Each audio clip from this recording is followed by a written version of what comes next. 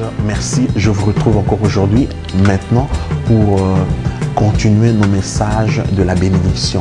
Nous allons parler de la bénédiction. Nous avons dit que la bénédiction que nous recevons, c'est du Seigneur. Tout ce que nous recevons du Seigneur, elle ne devrait pas rapporter un chagrin dans notre vie. Et je donnais l'exemple de si vous voulez vous marier, par exemple. Si vous voulez vous marier, vous devez savoir que la vie conjugale, c'est une vie de partage. C'est-à-dire tout ce que vous avez, vous partagez avec votre conjoint. Et si vous n'allez pas changer dans le mariage, ce qui était bénédiction pour vous au début, mes frères et sœurs, elle risque de devenir une malédiction. Quand on voit les gens se divorcer, c'est-à-dire que au début, c'était une bénédiction, mais après, pourquoi ils se divorcent? Pourquoi? Parce qu'ils n'ont pas répondu au défi qu'ils ont reçu. Parce que la bénédiction nous lance un défi. Par exemple, si aujourd'hui vous priez pour un appartement de 5 chambres, de 5 pièces, mes frères et sœurs, et vous vivez aujourd'hui dans un studio et vous avez besoin d'un appartement de 5 pièces, mes frères et sœurs, prenez soin d'abord de ce studio-là.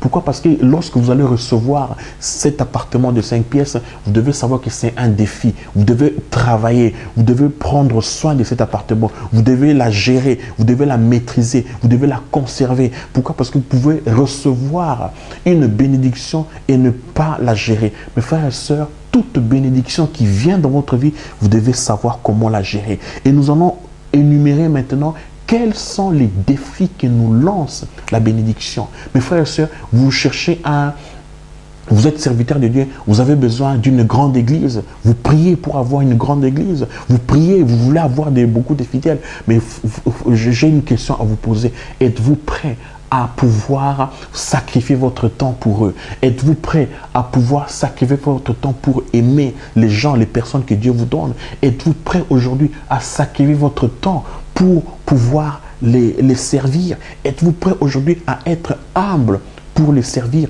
Donc c'est pour dire que toutes les bonnes choses, toutes les bénédictions, toutes les grandes choses qui peuvent venir dans notre vie, mes frères et sœurs, elles nous lancent un défi. Elles nous lancent un défi. Est-ce que je suis prêt à prendre soin des gens?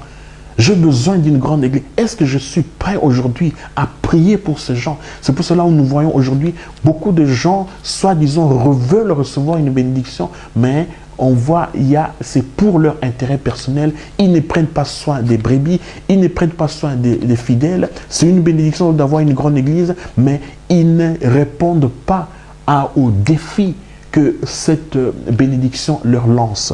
Mes frères et sœurs, la bénédiction, premièrement, nous voyons le défi. Premièrement, la bénédiction devrait nous pousser à devenir des responsables, nous donner le sens de responsabilité, d'honorer ces sentiments de responsabilité. Mes frères et sœurs, la bénédiction n'est pas quelque chose que nous recevons et nous n'avons pas ces sentiments de responsabilité. Tout ce que je reçois, mes frères et sœurs, comme bénédiction de la part du Seigneur, elle devrait me rendre responsable. Si aujourd'hui je me marie, mes frères et sœurs, c'est une grande responsabilité. Si aujourd'hui Dieu vous donne des enfants, 2, 3, 4, 5 enfants, c'est une responsabilité. Cette bénédiction deviendra une malédiction lorsque vous n'avez pas ce sentiment de responsabilité. Pourquoi? Parce qu'aujourd'hui, vous avez des enfants. Ces enfants doivent aller à l'école.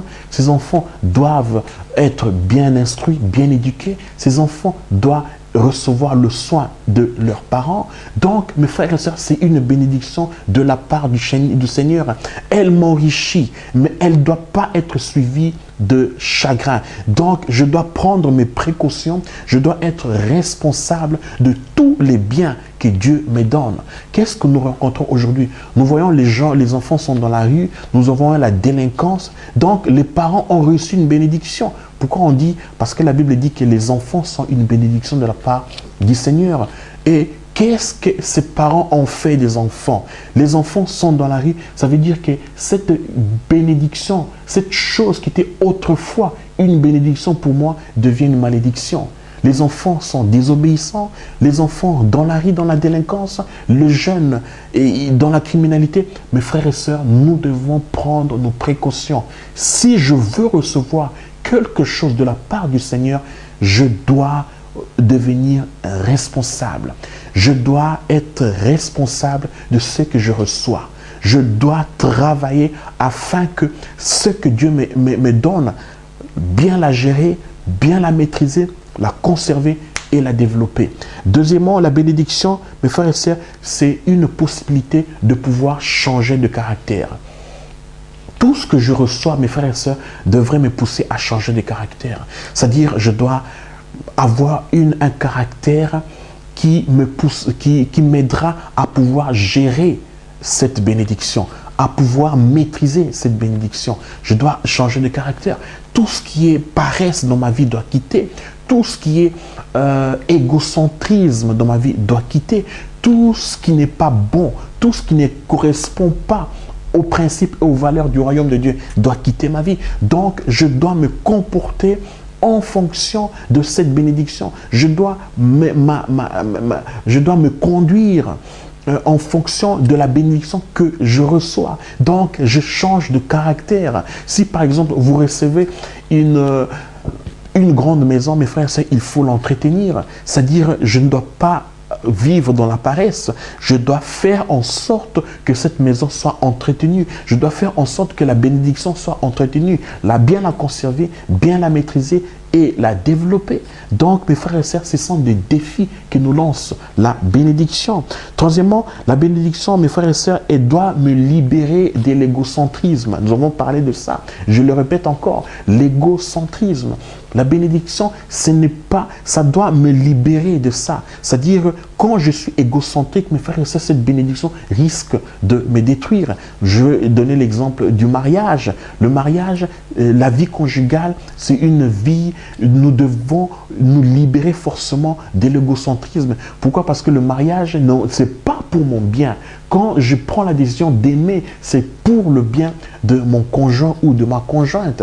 Donc, j'aime, je veux prendre soin d'elle, je veux qu'elle soit heureuse, je veux qu'elle se porte bien, je veux prendre soin de sa vie. Et si vous êtes marié et que vous êtes égocentrique, mes frères et sœurs, vous allez avoir constamment des conflits. Et cette bénédiction se transformera en malédiction. Le point suivant, la bénédiction est une possibilité d'avoir la maîtrise de soi. Frères et sœurs, nous devons nous maîtriser soi-même. La bénédiction, quand elle vient, elle risque de me tourner la tête, on va dire. Et donc, tout ce qui est bien, tout ce qui est bénédiction qui vient dans ma vie, mes frères et sœurs, je devrais avoir la maîtrise de soi. C'est-à-dire me maîtriser moi-même, c'est-à-dire me vaincre moi-même. Que cette bénédiction ne prend pas le dessus de ma vie, qu'elle ne prend pas le dessus de mon esprit. Je vis dans l'esprit, je ne vis pas dans la chair. Elle est là, elle est bien, c'est pour mon confort, c'est pour mon bien-être, c'est pour qu'elle me sert. Mais je ne dépends pas de cette bénédiction. Je dépends de mon Seigneur Jésus-Christ. Je dépends de mon Dieu. Je dépends de celui qui a fait couler son sang pour moi. Et la bénédiction ne devrait pas me rendre idolâtre. C'est-à-dire, je me maîtrise pour qu'elle ne prenne pas le dessus de ma vie. Je garde mon cœur. Je garde mon cœur pour le Seigneur, car mon cœur lui appartient. Donc, la bénédiction que nous recevons, elle doit nous pousser à pouvoir nous maîtriser nous-mêmes. La bénédiction, c'est une possibilité d'acquérir encore plus de connaissances. Frères et sœurs, pour que quelque chose soit encore une bénédiction pour nous, nous devons acquérir la connaissance. Acquérir la connaissance, c'est pour la maîtriser.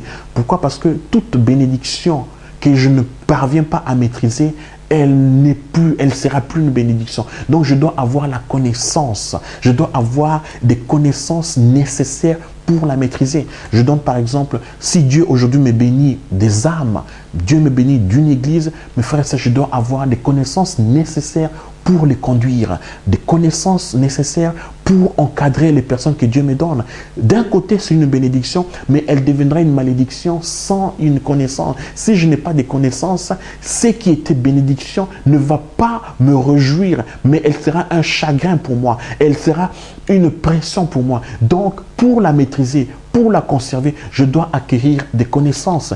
Par exemple, Dieu vous donne un travail, Dieu vous donne un contrat, un bon travail. Mes frères et sœurs, il faut une qualification, il faut des connaissances pour que ce travail vous réjouisse, pour que ce travail soit une bénédiction pour vous, pour qu'elle vous réjouisse. Donc, mes frères et sœurs, nous devons forcément acquérir des connaissances, nous devons avoir des connaissances pour bien maîtriser toutes les bénédictions que nous recevons. La bénédiction, mes frères et sœurs, c'est une possibilité, elle doit me pousser à travailler. Mes frères et sœurs, nous devons travailler. Pourquoi? Parce que nous ne recevons pas la bénédiction pour la perdre demain. Nous ne recevons pas la bénédiction pour nous abuser de la bénédiction. Nous ne recevons pas pour pouvoir la négliger. Pourquoi? Parce que Dieu commencera à nous remplir encore plus de bénédictions si nous allons prendre soin de ce peu qu'il nous donne aujourd'hui.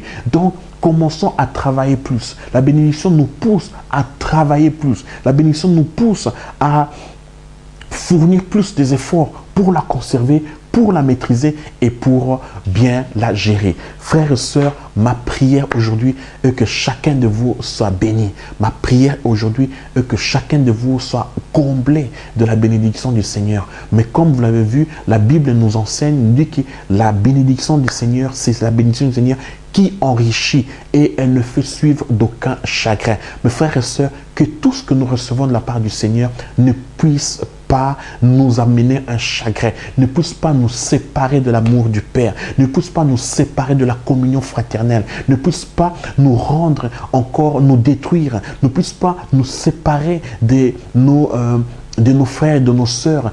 Toutes les bénédictions que nous recevons ne puissent pas me rendre hautain, orgueilleux. Tout ce que je reçois ne puisse pas nous rendre idolâtres. Mes frères et sœurs, soyez vigilants. Nous dépendons de Dieu. Nous ne dépendons pas des bénédictions. Dieu est ma bénédiction. Dieu est ma vie. Il me bénit déjà. Il me donne le souffle de vie. Il me donne la santé. Il m'a donné le salut. C'est déjà une grande bénédiction. Donc, nous ne dépendons pas des choses de ce monde.